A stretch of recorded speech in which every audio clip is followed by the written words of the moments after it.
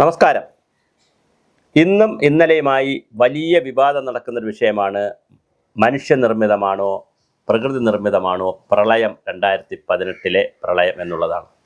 2018 പ്രളയം വന്ന സമയത്ത് തന്നെ കേരളത്തിലെ സാറ്റലൈറ്റ് ചാനലുകളിൽ വളരെ കൃത്യമായി ഞാൻ ചർച്ചകളിൽ പാനലിസ്റ്റായിട്ട് പോവുകയും എൻ്റെ അഭിപ്രായം പറയുകയും ചെയ്തിരുന്നു. നിരവധി ചാനലുകളിൽ പറഞ്ഞിരുന്നു. അന്ന് ഡാം മാനേജ്മെൻറ്റിൽ വളരെ കൃത്യമായ ഒരു ലാക്കുണ അല്ലെങ്കിൽ ഒരു മിസ്മാനേജ്മെൻറ്റ് ഉണ്ട് എന്നുള്ള അഭിപ്രായക്കാരനായിരുന്നു ഞാൻ.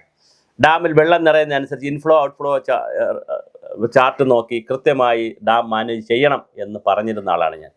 പ്രളയം ഉണ്ടാകുന്നതിന് മുമ്പ് തന്നെ ആഗസ്റ്റ് 14-18 ദിവസങ്ങൾക്ക് ഓരോ ദിവസവും 14, 15, 16 ഒക്കെ പറഞ്ഞു ഇത് ഡാം മാനേജ് ചെയ്യണം. അത് കേട്ടില്ല എന്ന് മാത്രമല്ല വളരെ ഗുരുതരമായ പ്രതിസന്ധിയിലേക്ക് പോയി. ഇപ്പോഴിതാ മാത്യു കുഴൽനാടൻ ഒരു ആരോപണവുമായി വന്നിരിക്കുന്നു. അത് ഇതുവരെ കൃഷ്ണൻകുട്ടി നിഷേധിച്ചെങ്കിലും കേസ് കൊടുക്കുമെന്നൊക്കെ പറഞ്ഞെങ്കിലും ഇതുവരെ കേസ് കൊടുത്തിട്ടില്ല. അത് പറഞ്ഞതല്ലാതെ ഒന്നും സംഭവിച്ചിട്ടില്ല. നിലവിലെ ഒരു മന്ത്രിക്കെതിരെയാണ്, ഇലക്ട്രിസിറ്റി മന്ത്രിക്കെതിരെയാണ് ഇങ്ങനൊരു ആരോപണം കൊണ്ടുവന്നത്. മുൻ മന്ത്രിയാണ് ഒന്നാം പ്രതി Mathew T Thomas. Mathew T Thomas എന്ന് പറഞ്ഞാൽ നന്മ മരമാണ്, അമ്മ മനസ്സാണ്, ഒക്കെയാണ്. പക്ഷേ അദ്ദേഹത്തെക്കുറിച്ച് കേൾക്കുന്നത് വളരെ മോശമായിട്ടുള്ള ഒരു കാര്യമാണ്.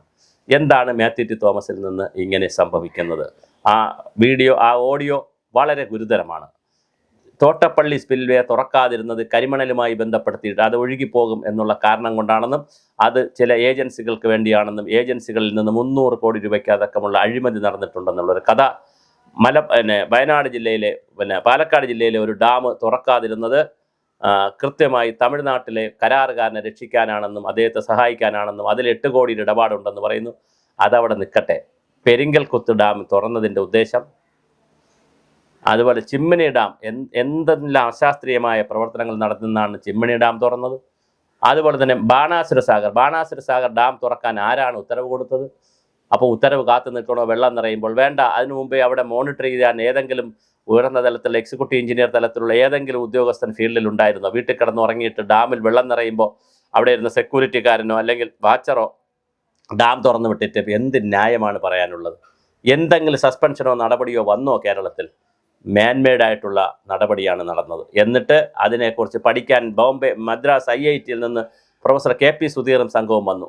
സുധീർ പഠിച്ചു കൊടുത്തത് ഇവിടെ ഡാം ഇൻഡ്യൂസ്ഡ് ആയിട്ടുള്ള അല്ലെങ്കിൽ ഡാം മാനേജ്മെൻറ്റിൽ വന്നിട്ടുള്ള പ്രളയമല്ല, അത് മാൻ ഇൻഡ്യൂസ്ഡ് അല്ല, മാൻ മെയ്ഡ് അല്ല എന്ന് പഠനം നടത്തി കൊടുത്തതിന് അദ്ദേഹത്തിന് പ്രത്യുപകാരമായി സയൻസ് ആൻഡ് ടെക്നോളജിയുടെ എക്സിക്യൂട്ടീവ് വൈസ് പ്രസിഡന്റ് സ്ഥാനത്തേക്ക് അദ്ദേഹത്തിന് പോസ്റ്റ് കൊടുത്തു.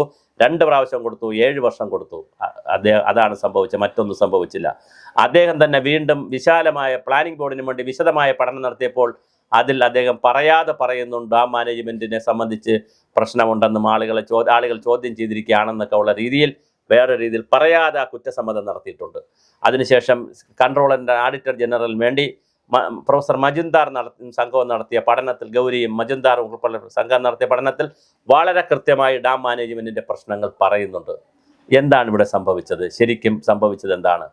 ശരിക്കും സംഭവിച്ചത് ഡാം മാനേജ്മെൻറ്റിലുണ്ടായ ഡാം അനധികൃതമായി അനവസരത്തിൽ തുറന്നു വിട്ടതുമായി ബന്ധപ്പെടുത്തി കൃത്യമായി സമയത്ത് തുറക്കാത്തതുമായി ബന്ധപ്പെട്ട് 2 കൃത്യസമയത്ത് തുറക്കാത്തതും അനവസരത്തിൽ തുറന്നതുമായി ബന്ധപ്പെടുത്തിയിട്ടാണ് കേരളത്തിന് ആയിരക്കണക്കിന് ആളുകളെ നമുക്ക് നഷ്ടമായത്. ആർക്കു ഛേദം? ഭരണകൂടത്തിലിരിക്കുന്ന ശീതീകരിച്ച മുറിയിലും ശീതീകരിച്ച വീടുകളിലും ശീതീകരിച്ച കാറുകളിലും സഞ്ചരിക്കുകയും താമസിക്കുകയും ഭക്ഷണം കഴിക്കുകയും സർക്കാരിൻ്റെ ചെലവിൽ ജീവിക്കുകയും പൊതുജനത്തിൻ്റെ ചെലവിൽ ടാക്സിൻ്റെ പൈസയിൽ ഉണ്ണുകയും ഉടുക്കുകയും ഉറങ്ങുകയും ചെയ്യുന്ന വരേണ്യവർഗത്തിന് ഇതെന്ത് പ്രളയം, എന്ത് ഉരുൾപൊട്ടൽ!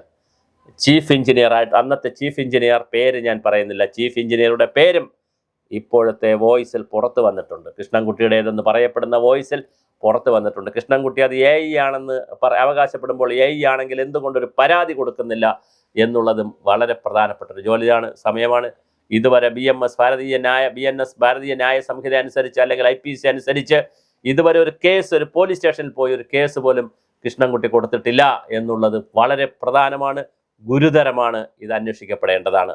CIAG റിപ്പോർട്ടിലുണ്ട്. അതുപോലെ തന്നെ ജോസ് അലക്സ് എന്ന് പറയുന്ന അമിക്കസ് ക്യൂറിയെ ഹൈക്കോടതി വെച്ചപ്പോൾ ആ അമിക്കസ് ക്യൂറി കൊടുത്ത റിപ്പോർട്ടിലും ഇത് മാൻമെയ്ഡ് ആണ് എന്ന് പറയുന്നു. അങ്ങനെ പറയുന്ന കേരളത്തിൽ അമ്മ മനസ്സും നന്മ കേരളവും കളിക്കുന്ന ഒരു മലയാളി സമൂഹമായി നമ്മൾ മാറിയിട്ടുണ്ട്. ഇവിടെ സാങ്കേതിക വിദഗ്ധർ വേണ്ട, പ്രൊഫഷണൽ വേണ്ട, ടെക്നോക്രാറ്റുകൾ വേണ്ട, കുറേ ജനകീയം എന്നൊക്കെ പറഞ്ഞ് കുറേ ആൾക്കൂട്ടവും ഒരാൾക്കൂട്ടത്തിൻ്റെ മനഃശാസ്ത്രമൊക്കെയാണ് ഇവിടെ വർക്കൗട്ട് ചെയ്യുന്നത്. അതുകൊണ്ട് തന്നെ കൃത്യമായ പഠനങ്ങളില്ല, ഉത്തരവാദിത്വങ്ങളില്ല. 2008 വാട്ടർ പോളിസി പുതുക്കുമ്പോൾ ഫ്ലഡ് മാനേജ്മെൻറ്റ് കൂടി ഉൾപ്പെടുത്തണമെന്ന് CNDG റിപ്പോർട്ട് വന്നിട്ട് 8 വർഷം 2008 പോയിട്ട് 2018 18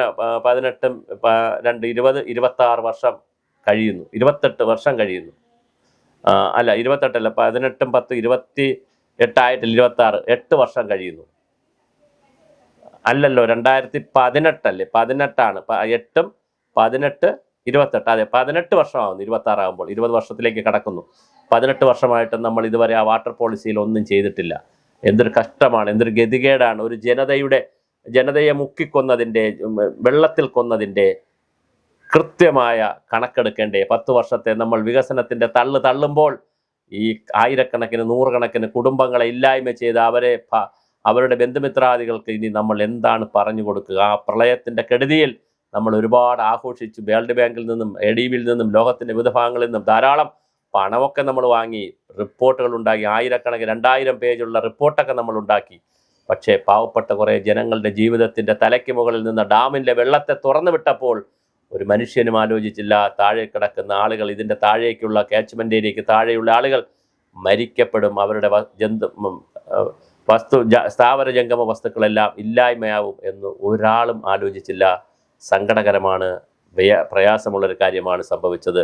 ഇപ്പോഴും ഇത്രയും വർഷം 2008